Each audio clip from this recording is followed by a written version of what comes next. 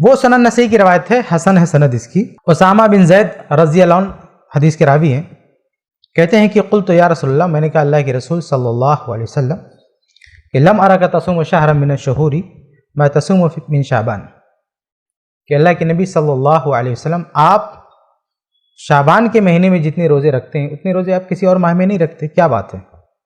تو آپ صلی اللہ علیہ وسلم نے فرمایا کہ ذالک شہر یغفل الناس عنہ بین رجب و رمضان۔ آپ صلی اللہ علیہ وسلم نے فرمایا کہ یہ ایسا مہینہ ہے رجب اور رمضان کے بیچ میں، رجب اور رمضان کے بیچ میں ایک ایسا مہینہ ہے جسے لوگ غافل رہتے ہیں، جس کو لوگ بھولے رہتے ہیں۔ وہ شہر، جبکہ یہ ایسا ماہ ہے کہ ترفع فیہ الاعمال الی رب العالمین، کہ اس میں بندوں کے اعمال اللہ کی بارگاہ میں پیش ہوتے ہیں۔ فاحب ان یرفع عملی وانا صائم، تو میں چاہتا ہوں کہ جب میرا عمل اللہ کی بارگاہ میں پیش ہو تو اس وقت میں روزے کی حالت میں ہوں، یعنی ہمارا جو نامہ اعمال پیش ہو اللہ کی بارگاہ میں، اس نامہ اعمال کا جو اختتام، جو آخری عمل ہے وہ روزہ ہو۔ تو یہ ہے اس مہینے کی فضیلت، یعنی اس مہینے میں سالانہ بندوں کے اعمال یا کہہ لیجیے کہ بندوں کی عبادت کی جو فائل ہے، جو ہماری رپورٹ ہے، وہ اللہ تعالیٰ کے یہاں پیش کی جاتی ہے۔ ہمیں اس دنیا میں ایک ڈیوٹی دی گئی ہے، وہ اللہ تعالیٰ کی عبادت ہے، وَمَا خَلَقْتُ الْجِنَّ وَالْإِنسَ إِلَّا لِيَعْبُدُونَ۔ ہم نے انسانوں اور جناتوں کو صرف اپنی عبادت کے لیے پیدا کیا، تو اس دنیا میں ہم جی رہے ہیں تو یہ ہماری ڈیوٹی ہے، اللہ تعالیٰ کی عبادت۔ ہم نے یہ ڈیوٹی کتنی کی، اس کی رپورٹ بنانے کے لیے فرشتوں کو ہمارے ساتھ لگا دیا گیا ہے، اور یہ فرشتے ہماری ڈیوٹی کی، ہماری عبادت کی پل پل کی رپورٹ اللہ تعالیٰ کو پہنچاتے ہیں۔ یہ رپورٹ کئی طرح کی ہوتی ہے، ہفتے میں 2 بار رپورٹنگ ہوتی ہے، اس کے بعد میں سالانہ بھی رپورٹنگ ہوتی ہے۔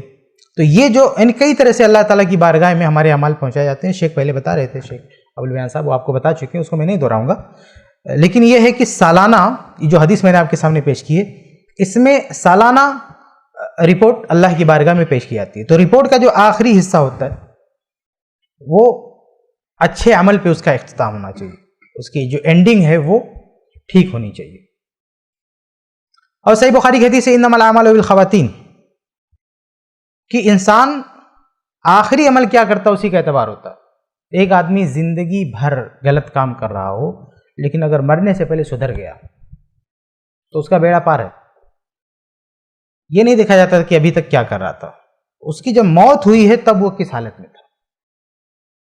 تو اللہ کی بارگاہ میں جب کوئی رپورٹ پیش ہو تو یہ کوشش کرنی چاہیے کہ اس وقت جب ہماری رپورٹ پیش کی جا رہی، اس وقت ہمارا اسٹیٹس کیا ہے، ہماری عبادت میں ہمارا معیار کیا ہے، ہمارا مقام کیا ہے، ہم کتنی عبادت اللہ تعالیٰ کی کر رہے ہیں۔ دیکھیے، ایک طالب علم جو ہے گرچہ شروع میں کچھ سستی کرے لیکن عین امتحان کے وقت اگر وہ محنت کر لے تو اسی کا اعتبار ہوگا کہ جب اس سے امتحان لیا جا رہا تھا، جب اس سے پوچھا جا رہا تھا، اس ٹائم اس کا اسٹیٹس کیا تھا، اس ٹائم وہ کس حالت میں تھا، اس سے پہلے کیا کر رہا تھا، اس کا اعتبار نہیں ہوتا۔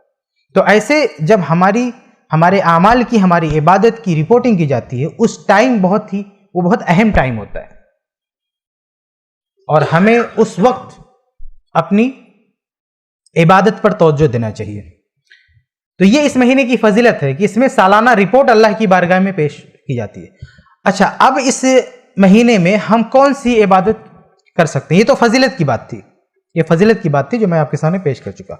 ابھی ہم آگے بڑھتے ہیں۔ اچھا، یہاں پہ ایک چیز اور بیان کر دوں آپ کے سامنے۔ کچھ لوگ کہتے ہیں کہ یوم عرفہ کو بھی اعمال پیش کیے جاتے ہیں، لیکن یہ ثابت نہیں ہے۔ صحیح احادیث سے جو ثابت ہے وہی کہ روزانہ بندوں کے اعمال پیش ہوتے ہیں، فجر بعد اور عصر بعد، اور اسی طرح سے ہفتے میں بھی پیشی ہوتی ہے پیر جمعرات کو، اور اسی طرح سے سالانہ پیشی ہوتی ہے یہ شعبان میں، اور جب آدمی مر جاتا ہے تو پوری فائل ایک ساتھ پیش کی جاتی ہے کہ اس نے پیدائش سے لے کر وفات تک کیا کیا۔ تو یہ 4 طرح سے اعمال پیش کیے جاتے ہیں۔